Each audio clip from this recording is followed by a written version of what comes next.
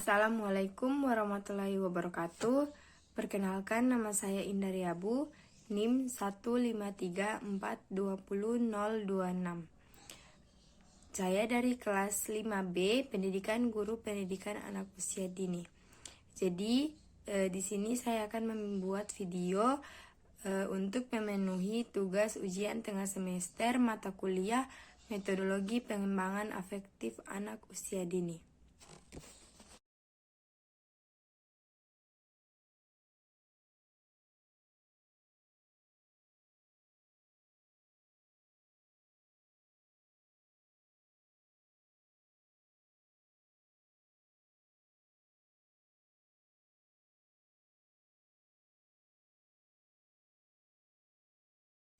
Tadi kita sudah membahas tentang apa sih itu afektif.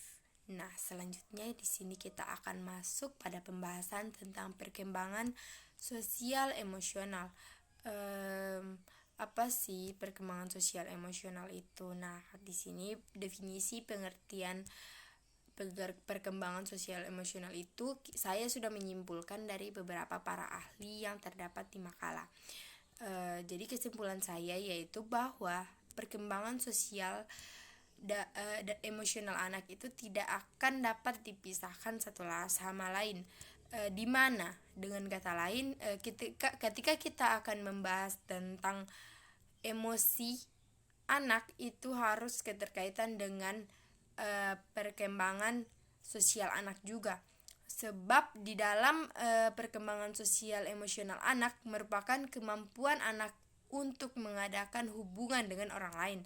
Dengan adanya kemampuan tersebut merupakan pengalaman baru bagi anak dalam situasi lingkungan sosial yang akan mereka hadapi nanti.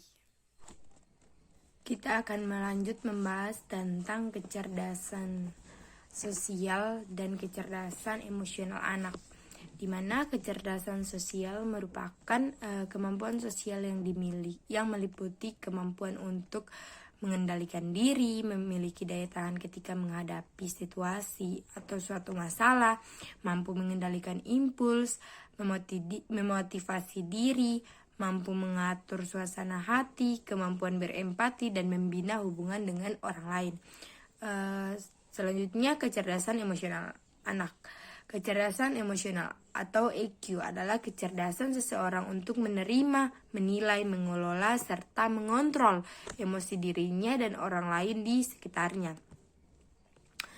Mengolah emosi berarti memahami kondisi emosi dan harus dikaitkan dengan situasi yang dihadapi agar memberikan dampak yang positif di sekitarnya.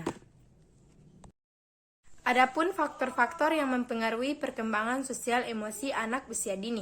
3 faktor yang dapat memberi pengaruh terhadap perkembangan sosial emosi anak usia dini, yaitu diantaranya ada yang pertama itu ada faktor hereditas, yang dimana ini merupakan salah satu faktor penting yang memberikan pengaruh terhadap perkembangan anak usia dini, termasuk perkembangan sosial dan emosi anak usia dini tersebut. Menurut riset yang ada, faktor hereditas tersebut mempengaruhi kemampuan intelektual yang salah satunya dapat menentukan perkembangan sosial dan emosi seorang anak. Yang kedua ada faktor lingkungan. Menurut Novan Ardiviani, faktor lingkungan diartikan sebagai kekuatan yang kompleks dari dunia fisik dan sosial yang memiliki pengaruh terhadap susunan biologis serta pengalaman psikologis, termasuk pengalaman sosial dan emosi anak sejak sebelum ia ada maupun setelah ia lahir.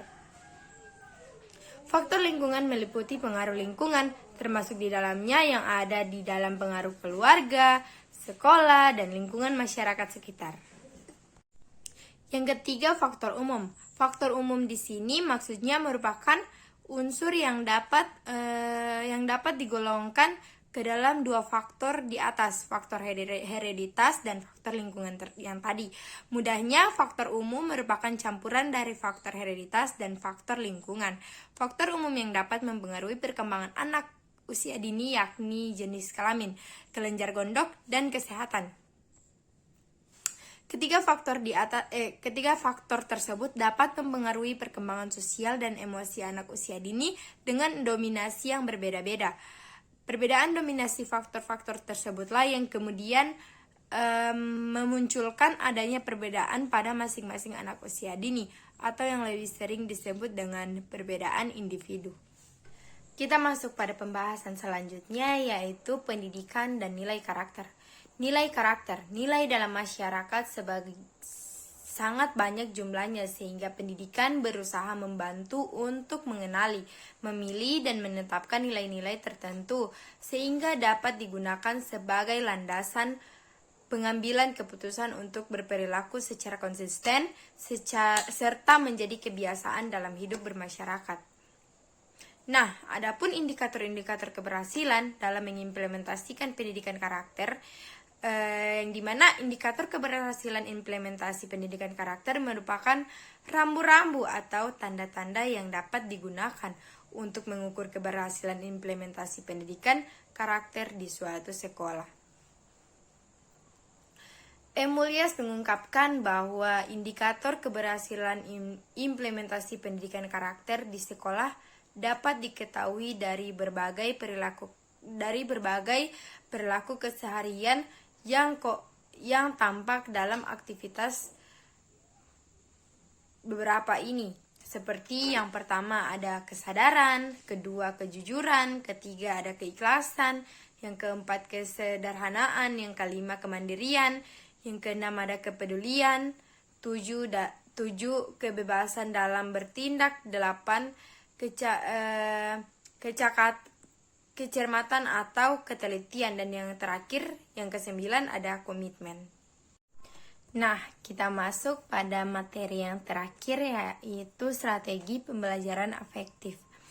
Hakikat pembelajaran afektif dapat dipahami bahwa pembelajaran afektif tidak terlalu fokus kepada hasil yang dicapai oleh seorang anak, tetapi bagaimana proses pembelajaran mampu memberikan pemahaman yang baik, kecerdasan, ketekunan, kesempatan, mutu, dapat memberikan perubahan perilaku dan mengaplikasikannya dalam kehidupan mereka.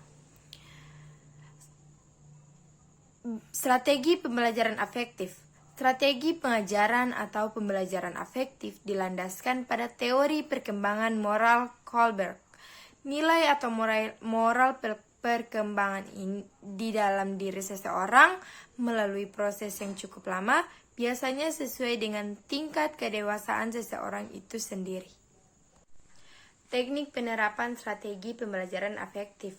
Susila dan Kosin mengatakan bahwa proses pembelajaran afektif adalah proses memberlakukan sikap, dan juga terdapat 2 proses yang termasuk dalam kategori strategi pembelajaran afektif, yaitu strategi yang pertama dengan cara pola pembiasaan, dan yang kedua ada yang namanya dengan modeling.